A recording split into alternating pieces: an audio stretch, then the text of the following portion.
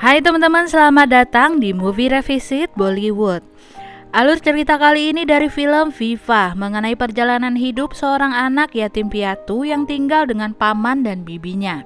Saat sudah dewasa, dia semakin dibenci sang bibi karena dia lebih cantik dari anak bibinya sendiri. Bahkan saat dia akan menikah, sang bibi makin meradang. Ya udah, biar nggak lama, yuk mulai ceritanya.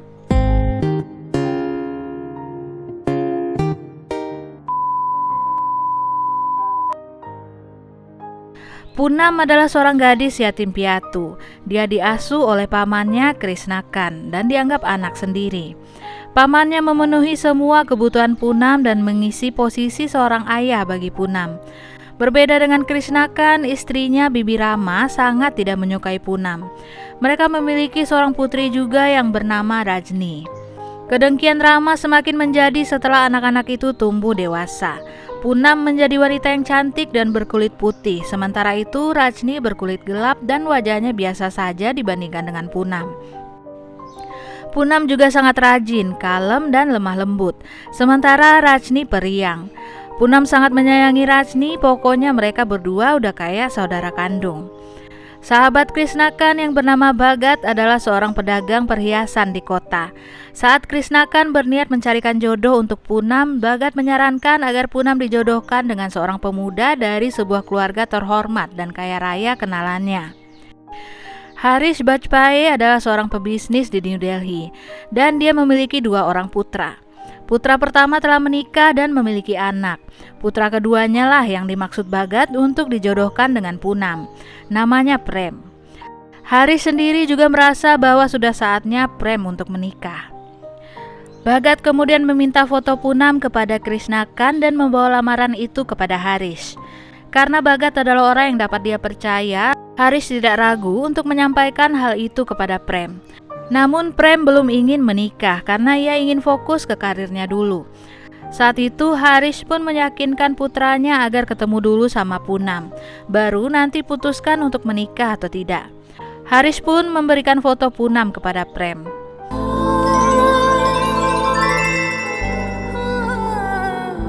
Di hari yang disepakati, akhirnya keluarga Prem berkunjung ke kediaman Krishnakan.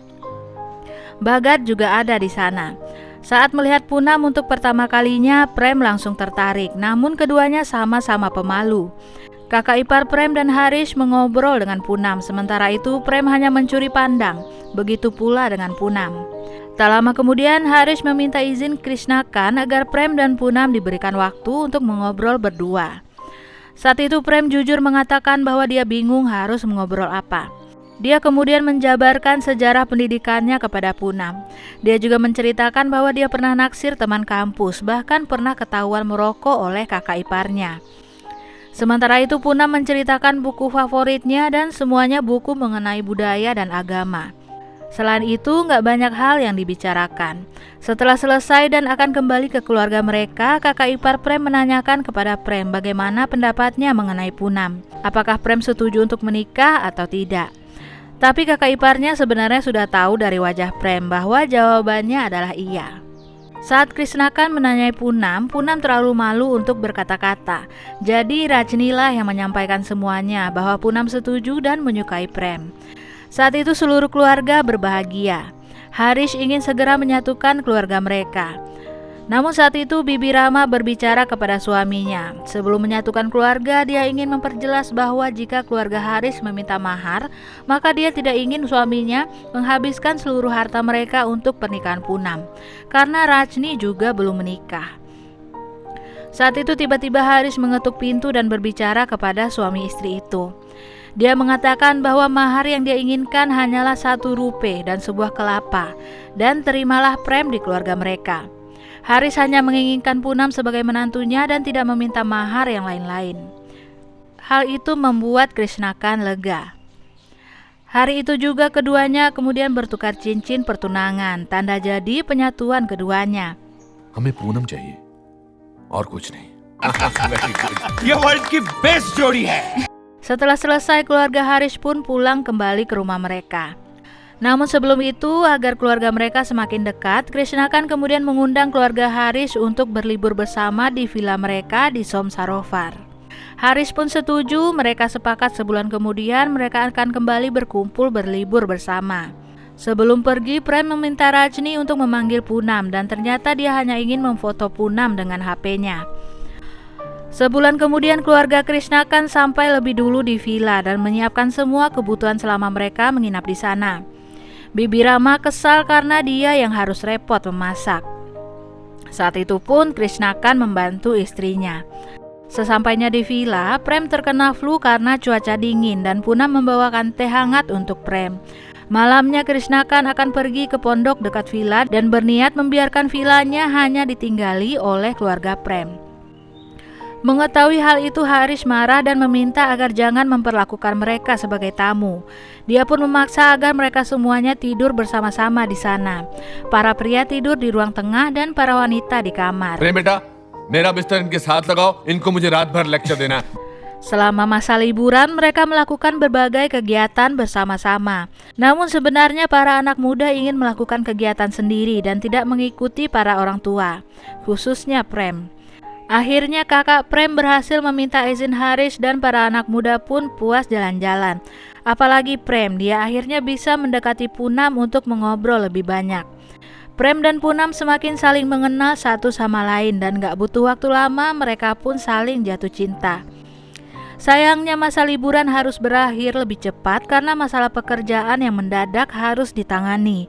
Keluarga Prem pun berkemas untuk kembali ke Delhi. Setelah masa liburan itu, Prem selalu menghubungi Poonam lewat telepon.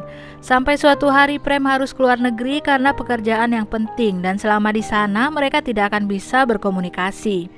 Poonam pun mendoakan agar pekerjaan Prem lancar di sana. Saat Prem kembali ke India, keluarganya pun memberikan kejutan dengan mendatangkan Poonam ke rumah mereka. Poonam dan Krishnakan datang ke rumah Haris. Di sana mereka mengadakan pesta. Poonam disambut dan diperlakukan dengan sangat baik oleh semua orang. Saat akan kembali ke rumahnya, Poonam juga dititipi banyak sekali hadiah untuk Rajni dan Bibi Rama. Namun mengetahui bahwa Poonam disambut dengan pesta besar di sana, Bibi Rama semakin dengki. Apalagi saat suaminya sedang mendata apa saja yang akan dibawa Poonam ke rumah suaminya nanti setelah menikah. Kemudian Krishnakan juga meminta perhiasan-perhiasan simpanan mereka untuk dipoles karena juga akan menjadi bekal untuk dibawa Poonam setelah dia menikah. Saat itu Bibi Rama marah-marah. Dia tidak suka suaminya terlalu royal dan memberikan semuanya kepada Poonam. Tapi Krishnakan kemudian berkata bahwa bukannya dia melupakan putri kandung mereka. Namun sekarang dia ingin membahagiakan Poonam, putri dari saudara laki-lakinya yang sudah tiada. Tapi Bibi Rama tidak mau mengerti. Dia kemudian makin marah dan malah mengeluarkan semua simpanan perhiasan, bahkan melemparkan kunci-kunci yang disimpannya kepada suaminya. Kemudian Bibi Rama berkata bahwa dia tidak akan ikut serta dalam acara pernikahan ini. Saat keluar dari kamar, Bibi Rama menabrak Poonam yang sedang membawa koper berisi hadiah. Koper itu sampai jatuh dan terbuka. Melihat isinya, Bibi Rama berkata bahwa Poonam hanya ingin menyombongkan bahwa keluarga calon suaminya kaya raya. Sejak saat itu Bibi Rama tidak pernah ikut mempersiapkan pernikahan Poonam. Dia juga tidak ikut dalam acara-acara menjelang pernikahan, bahkan saat diajak dia tidak mau. Krishnakan telah berusaha membujuk agar Bibi Rama mau mengikuti acara demi kebahagiaan Poonam. Suaminya itu juga mengingatkan bahwa siapa yang selama ini selalu membantunya, bahkan memijit kakinya saat Bibi Rama lelah.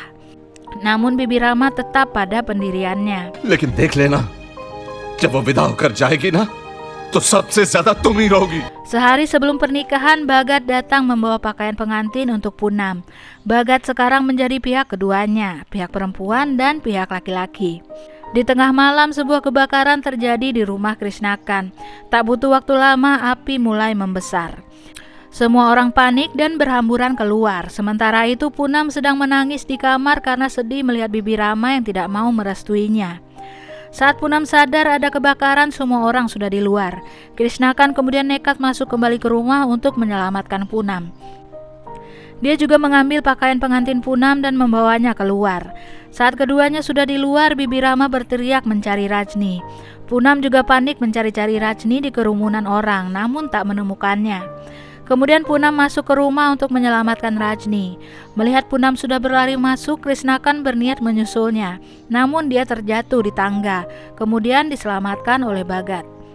Ternyata Rajni memang masih ada di kamarnya dan dalam keadaan lemas.